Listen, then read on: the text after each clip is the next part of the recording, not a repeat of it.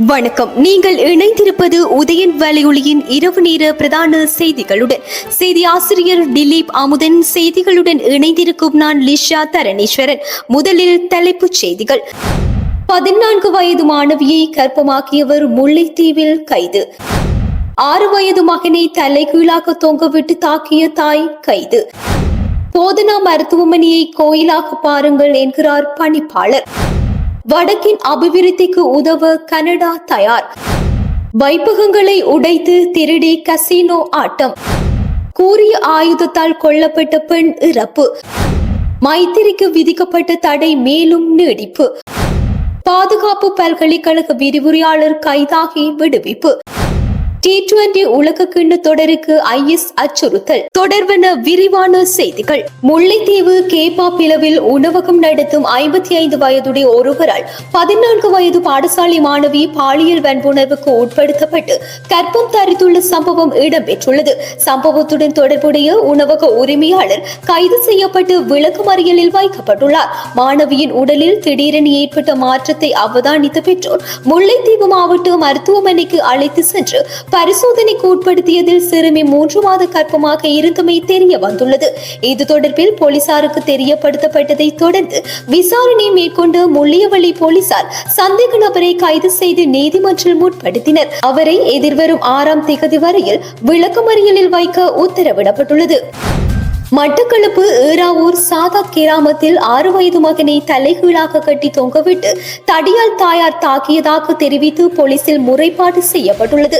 புத்தளத்தை சேர்ந்த ஒருவரை மறுமணம் செய்த பெண்ணே இவ்வாறு நடந்து கொண்டுள்ளார். தனது 2வது கணவருக்கு பிறந்த பிள்ளையே இவ்வாறு கொடூரமாக தாக்கியுள்ளார். இது தொடர்பில் அயலவர்கள் பிரிந்து வாழும் கணவருக்கு தெரியப்படுத்தியுள்ளனர்.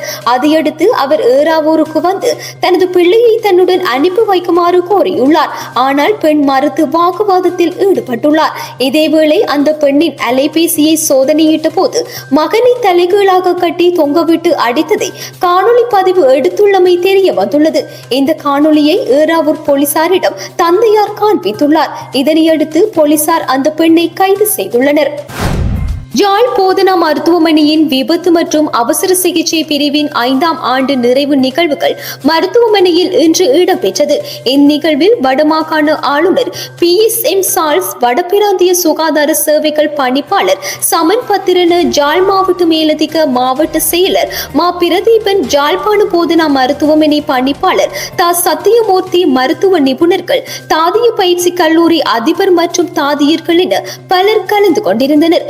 இதன் போது உரையாற்றிய ஜாழ்ப்பாண போதனா மருத்துவமனையின் பணிப்பாளர் சத்தியமூர்த்தி, தற்போது ஜாழ்ப்பாண போதனா மருத்துவமனையானது தேசிய மருத்துவமனையாக தரம் உயர்த்துவதற்கான முயற்சிகள் மேற்கொள்ளப்பட்டு வரும் நிலையில் மருத்துவமனை தொடர்பில் பல்வேறுபட்ட குற்றச்சாட்டுகள் முன்வைக்கப்பட்டு வருகின்றன. மருத்துவமனையை கோயிலை போல் பயன்படுத்த வேண்டும். இவை பொதுமக்களுக்கு சேவை வழங்கும் ஓர் இடம் என்பதை அனைவரும் மனதில் கொண்டு செயற்பட வேண்டும் என்றும் சுட்டிக்காட்டினார். இந்நிகழ்வில் உரையாற்றிய வடக்கு மாகாண ஆளுநர், மருத்துவத்துறையினர் பல்வேறு சவால்களுக்கு மத்தியில் தங்களின் சேவையை முன்னெடுத்து வருகின்றனர். அதேபோல சுகாதார அமைச்சின் செலவுகளுக்கே அதிகளவான நிதி தேவைப்படுகிறது. இந்நிலையில் ஜாழ்ப்பாண போதனா மருத்துவமனையில் பல்வேறு சிக்கல்கள் காணப்படுகின்றன. இடப்பற்றாக்குறை, கட்டட வசதியின்மை, ஆளணி பற்றாக்குறை உள்ளிட்ட பல சிக்கல்களுக்கு மத்தியிலேயே சேவைகளை வழங்க வேண்டியுள்ளது. எனினும் மாகாணத்தில் உள்ள ஏனைய மருத்துவமனைகளில் இருந்து வார இறுதி நாட்களில் நோயாளர்கள் ஜாழ் போதனா மருத்துவமனைக்கு மாற்றப்படுவதால் மருத்துவமனை நிர்வாகம் மேலதிக செலவுகளை சந்திக்க வேண்டியுள்ளது. அந்தந்த பகுதிகளில் உள்ள மருத்துவமனைகளில் நோயாளர்களுக்கு இயலுமான சிகிச்சைகள் வழங்கப்பட வேண்டும். இதன் காரணமாக நோயாளர்களும் சிரமங்களை எதிர்நோக்குவதுடன் அவர்களின் குடும்பங்களை சார்ந்தவர்களும் சிரமப்படுகின்றனர். ஆகவே இந்த விடயம் தொடர்பில் மாகாண சுகாதாரத்துறை நிர்வாகம் மிக இறுக்கமான நடவடிக்கைகளை பின்பற்ற வேண்டும். அதேபோல அரசு நிறுவனங்களுக்குள் எவரும் அத்துமீறி பிரவேசிக்க முடியாது. இது தண்டனைக்குரிய குற்றம். நேற்று முன்தினம் ஜாழ் போதனா மருத்துவமனையில் இடம்பெற்ற சம்பவம் தொடர்பில் உரிய சட்ட நடவடிக்கை எடுக்கப்படும். குறைகள் உரியவாறு சுட்டிக்காட்டப்பட வேண்டும். அந்த விடயங்கள் தொடர்பில் உரிய விசாரணைகள் மேற்கொள்ளப்பட்டு தவறுகள் திருத்தப்பட வேண்டும். அத்துடன் ஊடகங்களும் எங்களுடன் இணைந்து பொதுமக்களுக்கான சிறந்த சேவையை பெற்றுக் கொடுக்க முன்வர வேண்டும். சிறந்த நண்பர்களாக எங்களுடன் ஊடகங்கள் பயணிக்கும் என நம்புகின்றேன் என்றார். வடக்கு மாகாண ஆளுநர் PSM சால்சை, இலங்கைக்கான கனேடிய தூதுவர் எரிக் வோல்ஸ், கனடாவின் பன்னாட்டு அபிவிருத்திகளுக்கான பிரதி அமைச்சர் கிறிஸ்டோபர் மக்லனன் உள்ளிட்ட குழுவினர் வடக்கு மாகாண ஆளுநர் செயலகத்தில் இன்று சந்தித்தனர். நல்லிணக்க செயற்பாடுகள், மீள்குடியேற்றம், கன்னிவெடி அகற்றல், காணி விடுவிப்பு, கல்வித்துறை மேம்பாடு, தொழில் முனைவோருக்கான ஒத்துழைப்புகள் உள்ளிட்ட பல விடயங்கள் தொடர்பில் இதன்போது கலந்துரையாடப்பட்டது.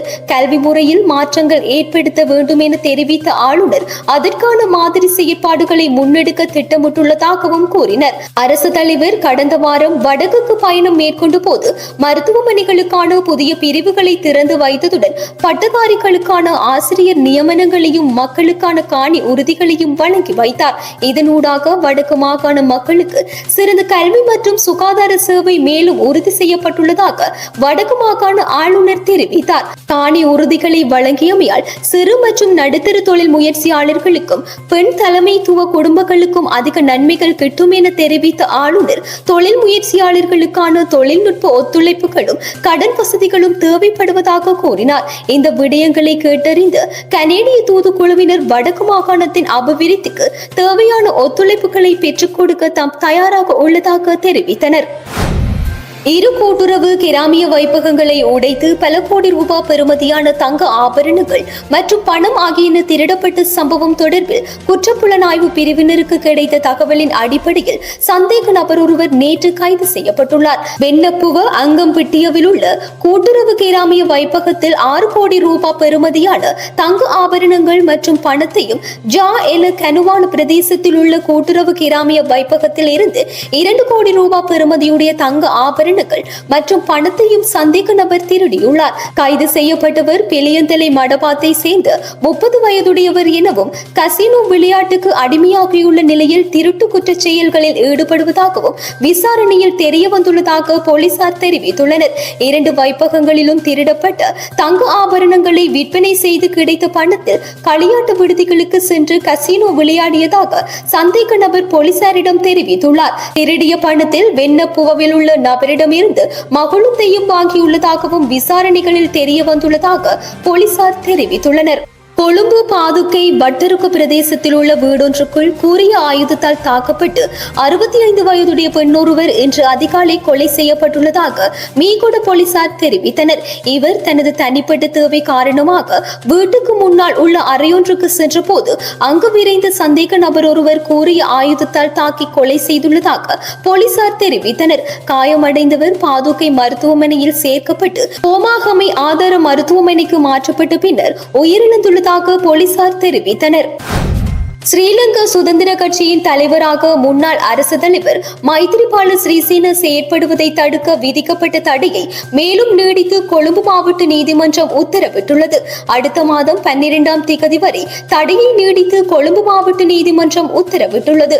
முன்னாள் அரசு தலைவர் சந்திரிகா பண்டாரநாயக்க குமாரதுங்கவால் தாக்கல் செய்யப்பட்ட முறைப்பாடு கொழும்பு மாவட்ட நீதிபதி சந்துன் விதான முன்னிலையில் இன்று மீண்டும் விசாரணைக்கு எடுத்துக் கொள்ளப்பட்டது. இதன் போதே தடை நீடிப்பு வழங்கப்பட்டுள்ளது. கொத்தலாவல பாதுகாப்பு பல்கலைக்கழக விரிவுரையாளர் கலாநிதி புன்சரா அமரசிங்க குற்றப்புலனாய்வு பிரிவால் இன்று காலை கைது செய்யப்பட்டு மதியம் பிணையில் விடுவிக்கப்பட்டுள்ளார். கோட்டை நீதிவான் நீதிமன்றில் முன்னிலைப்படுத்தப்பட்ட அவர் 10 லட்சம் ரூபாய் பிணையில் விடுவிக்கப்பட்டார்.